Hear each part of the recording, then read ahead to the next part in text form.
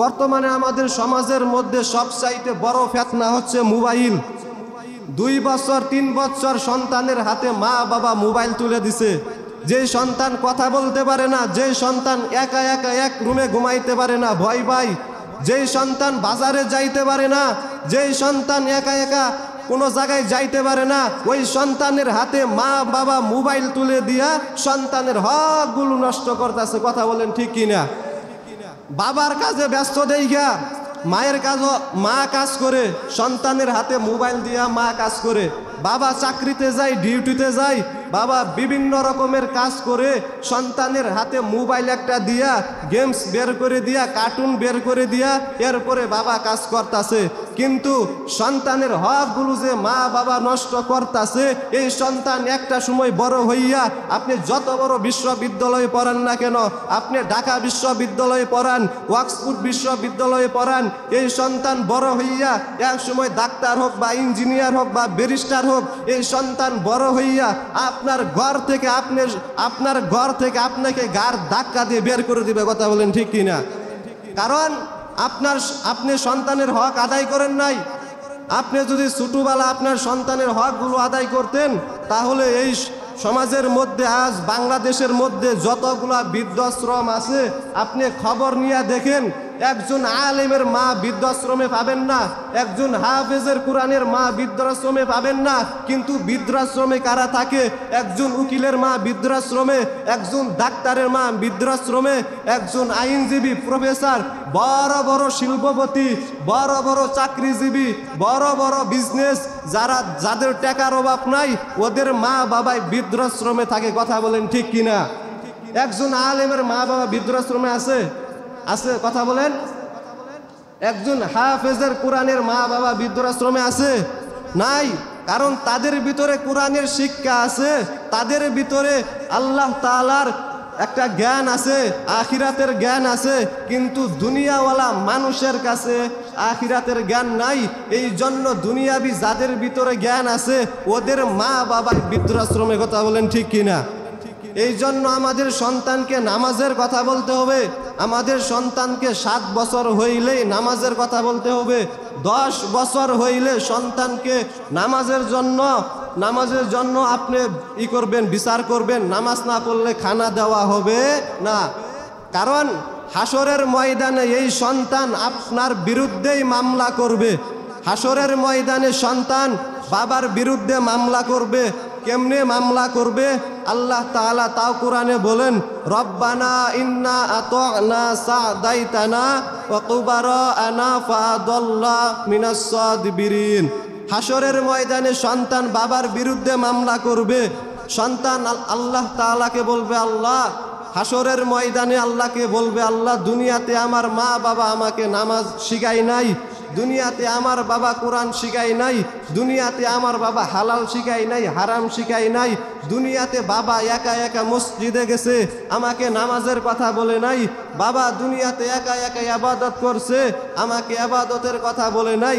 এই জন্য হাসরের ময়দানে বাবার নামে আল্লাহর কাছে মামলা করবে। হাসরের ময়দানে বাবা ডাক দিয়া বলবে, আল্লাহ, দুনিয়াতে আমি নামাজ পড়লাম, দুনিয়ার মধ্যে আমি কোরআন তেলাওয়াত করলাম, দুনিয়ার মধ্যে আমি যাকাত দিলাম, হজ করলাম, তাহলে আমার নামটা কেন জাহান্নামওয়ালাদের খাতার মধ্যে উঠলো? আল্লাহ তাআলা ডাক দিয়া বলবে, ও বান্দা, হাসরের ময়দানে তোমার সন্তান তোমার বিরুদ্ধে মামলা করেছে। কেমন মামলা করেছে? বলে, দুনিয়ার মধ্যে তোমার সন্তানকে নাকি তুমি কোরআন শিখাও নাই, দুনিয়ার মধ্যে তোমার সন্তানকে তুমি যাকাত শিখাও নাই, হজ করা শিখাও নাই, এই জন্য তোমার সন্তান তোমার বিরুদ্ধে মামলা করেছে। ওই সন্তানের বাবা ডাক দিয়া বলবে, ও মালিক, দুনিয়ার মধ্যে আমি আমার সন্তানকে নামাজ শিখাই নাই, এই জন্য সন্তান আমার বিরুদ্ধে মামলা করেছে। কিন্তু দুনিয়ার মধ্যে সন্তানকে নামাজের কথা বলছি, কিন্তু সন্তান নামাজ পড়ে নাই। সন্তানকে কোরআন শিখাবার জন্য সন্তানকে বলেছিলাম, সন্তান কোরআন শিখে নাই। সন্তানকে দুনিয়াতে হজ করার জন্য বলেছিলাম, সন্তান হজ করে নাই। ও আল্লাহ, এটা তো আমার কোনো দোষ না। তখন আল্লাহ তাআলার কাছে সন্তান বলবে, ও আল্লাহ, আমি যদি জাহান্নামে যাইতে চাই, আমার মা বাবাকে লইয়াই জাহান্নামে যাব। আমার মা বাবা দুনিয়াতে আমাকে নামাজের জন্য বিচার করে নাই, আমার মা বাবা দুনিয়ার মধ্যে আমারে কোরআন শিখার জন্য বিচার করে নাই। এই জন্য সন্তানকে নামাজের কথা বলেন, সন্তানকে কোরআন শিক্ষা দেন। সন্তান যদি হাসরের ময়দানে আপনার বিরুদ্ধে মামলা করে, দুনিয়ার মধ্যে যদি আপনি 40 বার হজ করেন, দুনিয়ার জমিনের মধ্যে আপনি যত বড় ইবাদতওয়ালা হন না কেন, দুনিয়ার মধ্যে আপনি যত বড় ধনীওয়ালা হন না কেন, 10 তলা মসজিদ বানাইলেও কিন্তু কাজে আসবে না, 20 তলা মসজিদ বানাইলেও কাজে আসবে না। কিন্তু হাসরের ময়দানে সন্তান যদি আপনার বিরুদ্ধে মামলা করে, ওই একটা মামলার কারণে আপনাকে জাহান্নামে যাইতে হবে। এই জন্য সন্তানকে কোরআন শিখাইতে হবে। ও সন্তানের বাবা, মনটা কি চায় না একজন আলেমের বাবা হইবেন? মনটা কি চায় না একজন হাফেজের কোরআনের বাবা হইবেন? মনটা কি চাই না একজন আলেমের মা হইয়া বাবা হইয়া কবরে যাইবেন? মনটা কি চাই না আপনার সন্তান আপনার জানাজার নামাজের ইমাম হবে, আপনাকে কবরের মধ্যে রাইকা হাত তুলে দোয়া করবে, আল্লাহ রব্বির হামহুমা কামা রব্বায়ানি সগীরা ওয়াকুর রব্বির হামহুমা কামা রব্বায়ানি সগীরা। ও মালিক, আমার মা বাবারে তুমি মাফ করে দাও। ওই সন্তান আল্লাহর কাছে দোয়া করবে। এই জন্য সন্তানকে নেককার বানাইয়া এরপরে কবরে যান, কারণ দুনিয়াটা কিছুই না রে ভাই। দুনিয়াতে কয়দিন আর বাহাদুরি করবেন? কই গেল আমার বাবা, কই গেল আমার দাদা, কই গেল আমার নানা, কই গেল আমার চাচা? সবাই এক এক করে কবরে চলে যাইতাছে। আজরাইল আসিয়া যদি আমার জানটা কবজ করিয়া নিয়ে যায়, আমার সন্তান কান্না করবে বাবা বাবা বলে, আমি আর জবাব দিতে পারবো না। আমার ভাইগুলো কান্না করবে ভাই ভাই বলে, আমি আর জবাব দিতে পারবো না।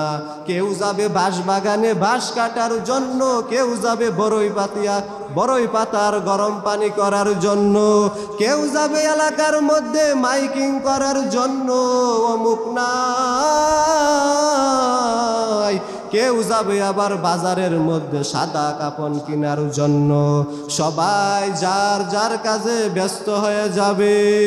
ওই অন্ধকার কবরে যদি গুনাহ নিয়ে যান, কবরের মধ্যে কি হালাত হবে? ওই কবরের মধ্যে ডানে মাটি, ওই কবরের মধ্যে বামে মাটি, সামনে মাটি আর পিছে মাটি। ওই কবরে কেউ নাই, ওই কবরে একমাত্র আমার মালিক আমার আল্লাহ ছাড়া কেউ নাই। যদি গুনাহ নিয়া কবরে যান, আমার আল্লাহ অর্ডার করবে, ও কবর এই নাফরমান গুনাহগারকে 2 পার্শ্ব থেকে এমন জোরে চাপ দাও, কারণ বান্দা দুনিয়াতে আমার দেওয়া সব নিয়ামত পাওয়ার পরে, আমার নিয়ামত পাওয়ার পরে বান্দা নিয়ামত আদায় করে নাই।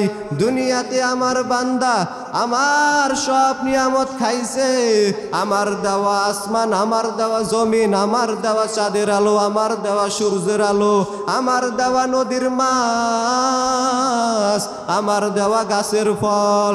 মসজিদের মধ্যে আজান হয়েছে, বান্দা মসজিদে যায় নাই। দুনিয়ার মধ্যে বান্দা অন্যায় করে করে করে গুনাহ করে কাটাইয়া দিছে। বান্দার জন্য আমি আল্লাহ তওবার দরজা খুলে রাখছিলাম, বান্দা তওবাও করে নাই। এই বান্দারে কবরের মধ্যে আর ছাড় দেওয়া হবে না। ওই অন্ধকার কবরে 3টা প্রশ্ন করা হবে। প্রশ্নের উত্তর যদি জবাব দিতে না পারি, কবর থেকে জাহান্নাম পর্যন্ত একটা রাস্তা করে দেওয়া হবে। জাহান্নাম পর্যন্ত একটা রাস্তা করে দেওয়ার পর আল্লাহ তাআলা অর্ডার করবে, ও ফেরেশতা, এই নাফরমান বেঈমান কবরের মধ্যে জাহান্নামের আগুনের ব্যবস্থা করে দাও। ওই কবরের মধ্যে জাহান্নামের আগুন এসে ভরে যাবে।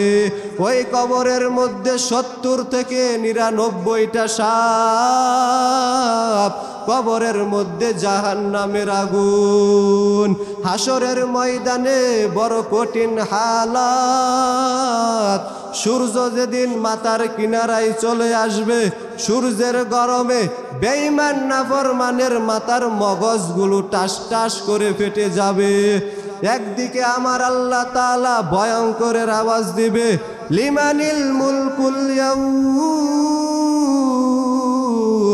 লিল্লাহিল ওয়াহিদিল কাহ্হার।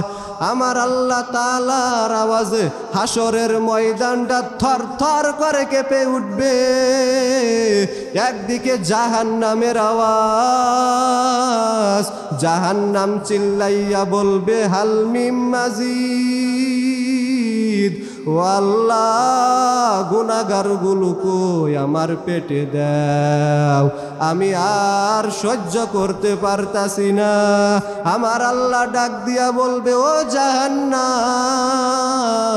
একটু অপেক্ষা কর, আমি আল্লাহ তাআলা বিচার শেষ করিয়া এরপরে জাহান্নামগুলো তোকেই দিয়া দিব। জাহান্নাম অপেক্ষা করতে চাই না। জাহান্নাম শুধু সামন দিকে আগায়, সামন দিকে আগায় উম্মতকে খাওয়ার জন্যে। আমার আল্লাহ অর্ডার করবে, ও ফেরেশতা, এই জাহান্নামকে 70,000 শিকল লাগাইয়া পিছনে ধরে রাখো। জাহান্নাম 70,000 শিকল লাগাইয়া জাহান্নামকে পিছনে ধরে রাখবে। ওই জাহান্নাম যখন শিকল লাগাইয়া পিছনে বেঁধে রাখবে, ওই 70,000 শিকল সিরিয়া জাহান্নাম শুধু সামনে আগায় উম্মতকে খাওয়ার জন্য। ওই সময় আপন কেউ নাই, ওই সময় আপন কেউ নাই। ইয়াউমা ইয়াফিরুল মারউ মিন আখি ওয়া উম্মিহি ওয়া আবি। হাসরের ময়দানে সেদিন ভাই ভাইয়ের পরিচয় দিবে না। হাসরের ময়দানে বাবা সন্তানের পরিচয় দিবে না। হাসরের ময়দানে মা সন্তানের পরিচয় দিবে না। হাসরের ময়দানে বন্ধু বন্ধুর পরিচয় দিবে না। যেই নবীদের কোনো গুনাহ নাই, নবীরা পর্যন্ত নাফসি নাফসি বলে কান্নার আওয়াজ। ঈসা নবী কান্না করবে, ও আল্লাহ তুমি আমারে বাঁচাও। ইব্রাহিম নবী কান্না করবে, ও আল্লাহ তুমি আমারে বাঁচাও। নূহ নবী কান্না করবে, ও আল্লাহ তুমি আমারে বাঁচাও।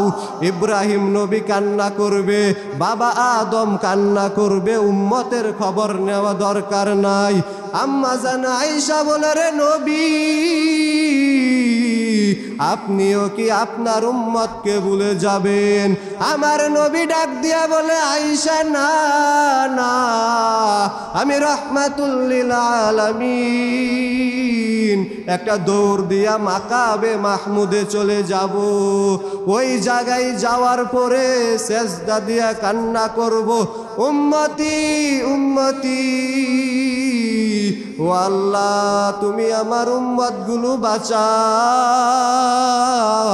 আমার একটা উম্মত যেন জাহান্নামে না যায়।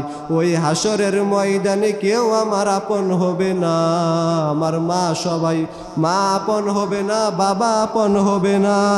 হাসরের ময়দানে আমার নবী আমার আপন হইয়া সেজদা দিয়া কান্না করবে, ও আল্লাহ তুমি আমার উম্মতগুলো বাঁচাও,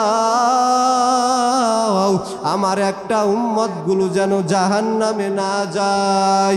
আমার আল্লাহ তাআলা সামান্য একটু পানি নিয়া ফেরেশতার হাতে দিয়া বলবে, ও ফেরেশতা এই পানিটুকু জাহান্নামের গায়ে ছিটাইয়া দাও। জাহান্নামের গায়ে যখন পানি ছিটানো দেওয়া হবে, জাহান্নাম শুধু পিছন দিকে দৌড়ায়, পিছন দিকে দৌড়ায়। ফেরেশতা আল্লাহকে ডাক দিয়া বলবে, ও মালিক যেই জাহান্নামকে 70,000 শিকল লাগাইয়া ধরে রাখতে পারি না, এই জাহান্নামের গায়ে সামান্য একটু পানি দেওয়া মাত্রই জাহান্নাম পিছন দিকে দৌড়ায়, পিছন দিকে দৌড়ায়।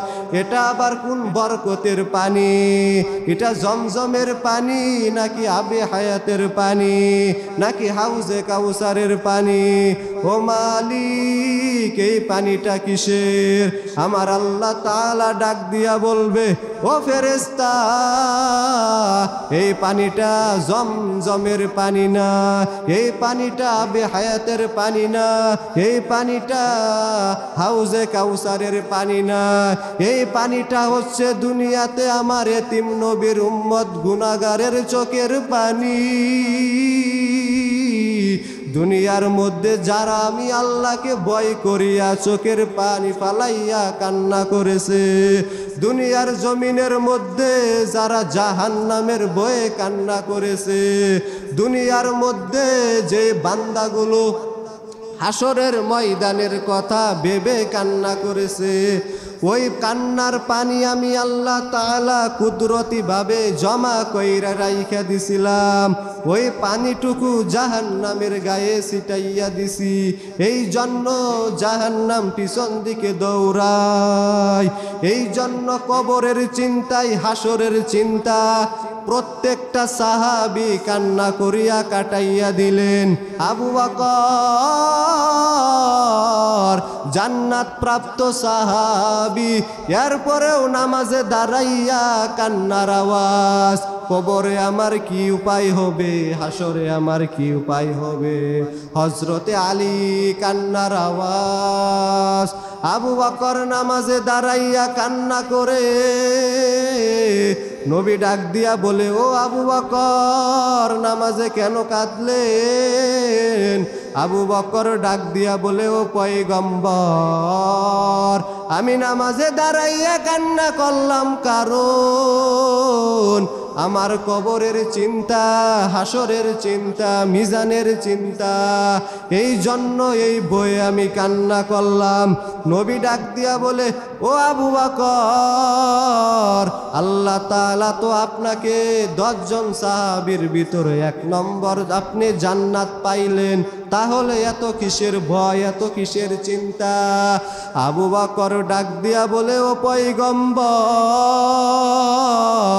আমি আবু বকর মক্কার এক কোনায় বসবাস করতাম, আমি আবু বকর বিধর্মী ছিলাম, আমি আবু বকর আপনার হাতে হাত রাইখা কালেমা পড়িয়া মুসলমান হয়েছি। এই জন্য আল্লাহ তাআলা মায়া দয়া করিয়া আমি আবু বকরকে জান্নাতের টিকিট দিয়েছে। যে আল্লাহ পাক রব্বুল আলামিন আমি আবু বকরকে জান্নাতের টিকিট দিয়েছে, ওই আল্লাহ তাআলা ইচ্ছা করলে আমি আবু বকরের জান্নাতের টিকিট ক্যান্সেল করে দিতে পারে। হযরতে ওমর রাদিয়াল্লাহু তাআলা আন জান্নাত পাওয়ার পরে ঈদের দিন কান্না করে, ঈদের নামাজ পড়িয়া সমস্ত সাহাবাই কেরাম আনন্দ করে, ওমরের কোনো আনন্দ নাই। দরজাটা বন্ধ করিয়া ঘরের মধ্যে বইসা বইসা কান্না করে। সাহাবী আবু হুরাইরা রাদিয়াল্লাহু তাআলা আন ডাক দিয়া বলে, ও পয়গম্বর ঈদের দিন সবাই আনন্দ করে, আপনি দরজা বন্ধ করিয়া ঘরের মধ্যে বসে বসে কেন কান্না করেন? ওমর ডাক দিয়া বলে, আবু হুরাইরা তুমি কি জানো না আনন্দ তো ওই ব্যক্তি করবে যার ভিতরে কোনো চিন্তা নাই, যার ভিতরে কোনো টেনশন নাই। আনন্দ তো ওই ব্যক্তি করবে যার ভিতরে কোনো পেরেশানি নাই। আবু হুরাইরা ডাক দিয়া বলে, ও খলিফাতুল মুসলিমিন, আপনার কিসের চিন্তা, আপনার কিসের ভয়? আপনি তো রাষ্ট্রনায়ক, আপনি তো দেশ শাসন করেন, আপনার ক্ষমতার অভাব নাই, টাকা পয়সার অভাব নাই। ওমর ডাক দিয়া বলে, ও আবু হুরাইরা, আমি টাকার জন্য কাঁদি না, ক্ষমতার জন্য কাঁদি না, আমি কান্না করি কারণ আমি ওমর জান্নাত দেইখা এর পরেও কান্না করি, কারণ আমি আবু বকর রমজান মাস পাওয়ার পরে কোরআন তেলাওয়াত করলাম, রমজান মাস পাওয়ার পরে নামাজ আদায় করলাম, তারাবি পড়লাম। এইগুলা আল্লাহ তাআলার দরবারে কবুল হয়েছে কিনা আমি জানি না, এই ভয়ে আমি কান্না করি। আবু হুরাইরা ডাক দিয়া বলে, ও খলিফাতুল মুসলিমিন, আপনি তো 10 জন সাহাবীর ভিতরে দ্বিতীয় নম্বর সাহাবী, আপনি তো আল্লাহ তাআলা তো আপনাকে জান্নাত দুনিয়াতে সার্টিফিকেট দিয়েছে, তাহলে কেন এত চিন্তা করেন?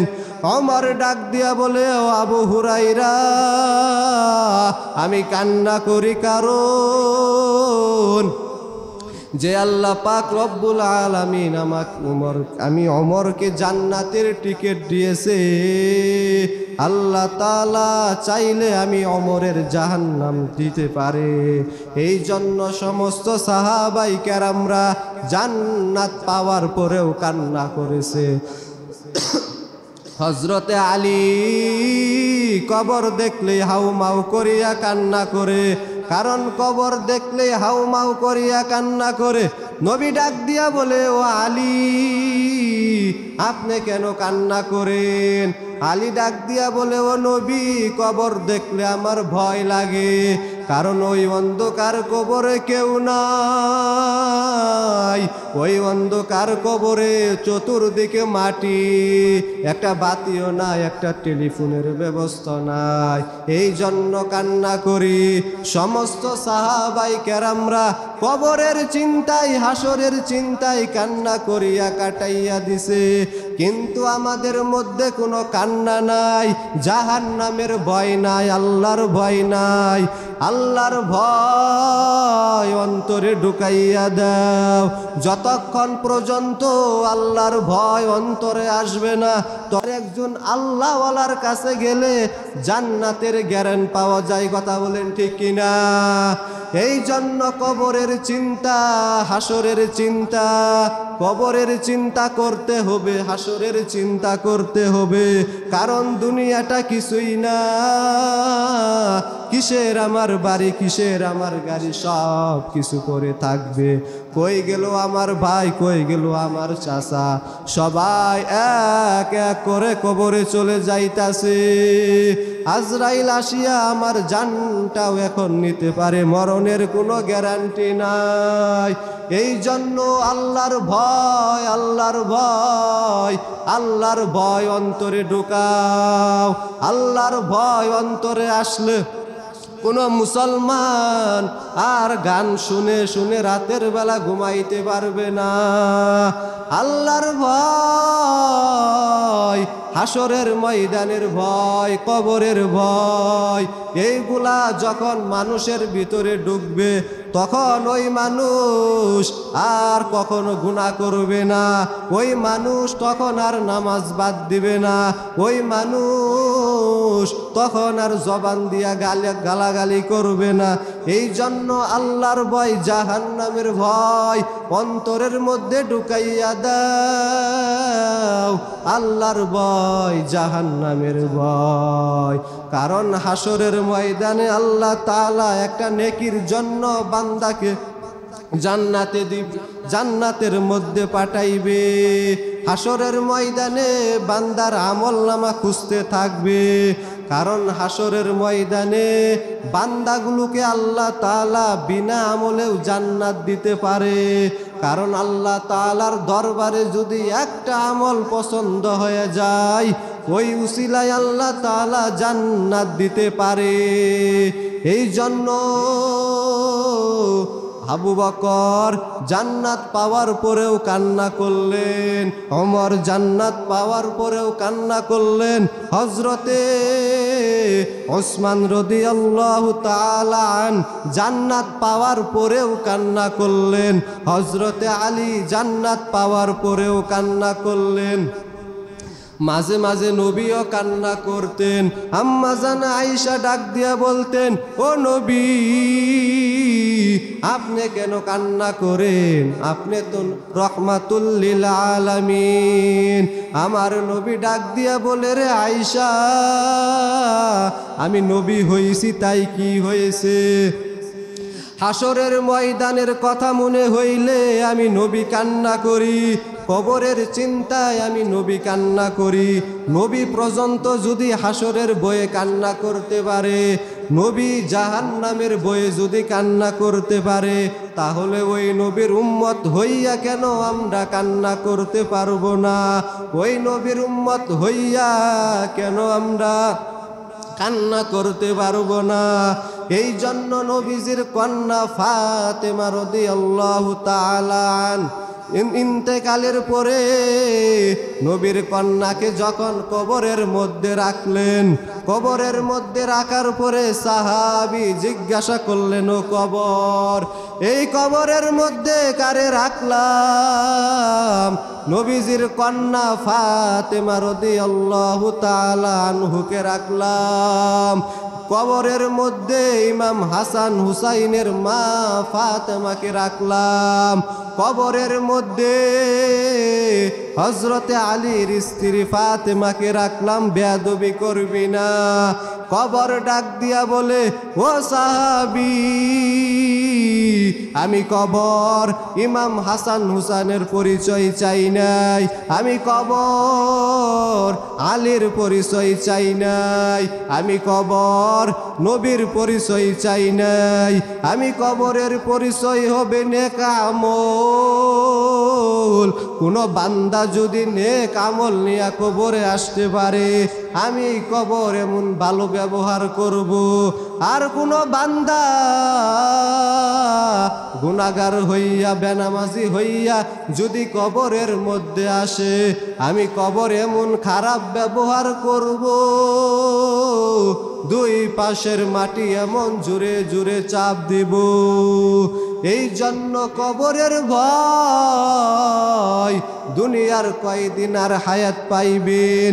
কিসের বাড়ির চিন্তা করেন, কিসের টাকার চিন্তা করেন, কিসের নারীর চিন্তা করেন?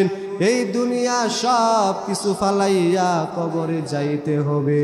কবরে আমার নেক আমল নিয়ে যাইতে হবে।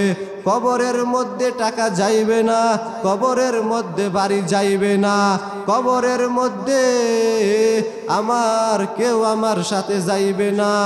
ওই কবরের মধ্যে শুধু নেক আমল, ওই কবরের মধ্যে নামাজ, ওই কবরের মধ্যে যাকাত যাইবে, ওই কবরের মধ্যে হজ যাইবে, ওই কবরের মধ্যে নেক আমল যাইবে।